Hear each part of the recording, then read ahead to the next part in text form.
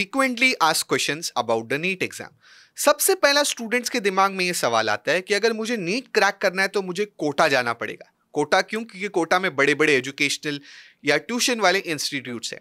तो इसका जवाब ये है कि अगर आपको नीट क्रैक करना है तो आपको कोई ज़रूरत नहीं है आप कोई कोटा जाए या कोई बड़े बड़े इंस्टीट्यूट में जाकर के आप एडमिशन ले ले। नहीं, हाँ, अगर आप कोचिंग लेते हो तो डेफिनेटली ये हेल्प करता है आपको नीट एग्जाम क्रैक करने के लिए, क्योंकि उनका प्रेपरेशन मेथड आपके प्रेपरेशन मेथड को एक तरह से बूस्ट कर सकता है।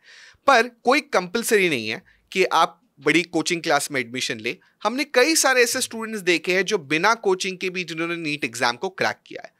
दूसरा इंपॉर्टेंट क्वेश्चन हमारे स्टूडेंट्स के सामने ये आता है कि अगर मुझे नीट में अच्छे मार्क्स आ गए पर ट्वेल्थ में मार्क्स अच्छे नहीं आए तो क्या मुझे मेडिकल में एडमिशन मिलेगा? इसका आंसर ये है कि आपको नीट में अच्छे मार्क्स आए पर आपको ट्वेल्थ में 50% क्राइटेरिया से कम मार्क्स आए तो आप एडमिशन मेडिकल कॉलेज में नहीं ले सकते।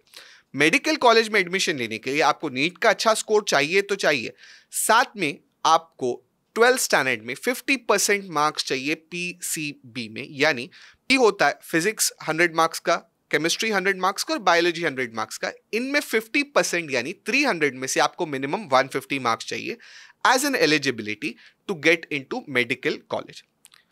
तीसरा क्वेश्चन हमारे स्टूडेंट्स के सामने ये रहता है कि क्या मैं मैथ्स अवॉइड करके दूसरे सब्जेक्ट ले सकता हूं नीट के ऊपर फोकस रखने के लिए? इसका जवाब है यस। आप मैथ्स 11th 12th में नहीं भी लो तो भी आप नीट क्रैक कर सकते हो। नीट के लिए 11th और 12th की मैथ्स रिक्वायरमेंट नहीं है।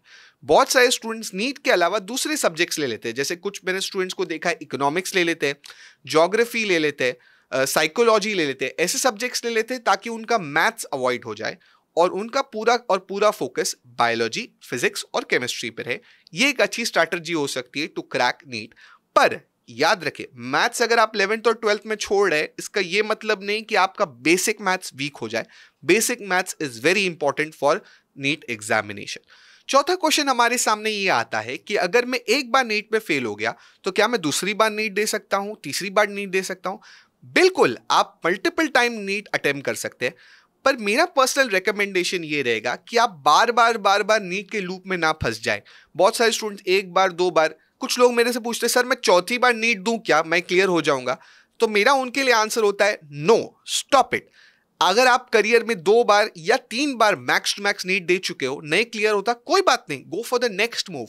बहुत सारे ऐसे कोर्सेज है मेडिकल में, माइंड यू, फिर से रिपीट करता हूं, मेडिकल में बहुत सारे ऐसे कोर्सेज है जो नीट के बिना भी हो सकते हैं, जो आप अपीयर कर सकते हैं, जिसकी बात हम आने वाले वीडियो में करेंगे। ठीक है, तो अगर आपके 2 अटेम्प्ट में नीट क्लियर नहीं होता या 3 अटेम्प्ट में नीट क्लियर नहीं होता, go for the next option in life.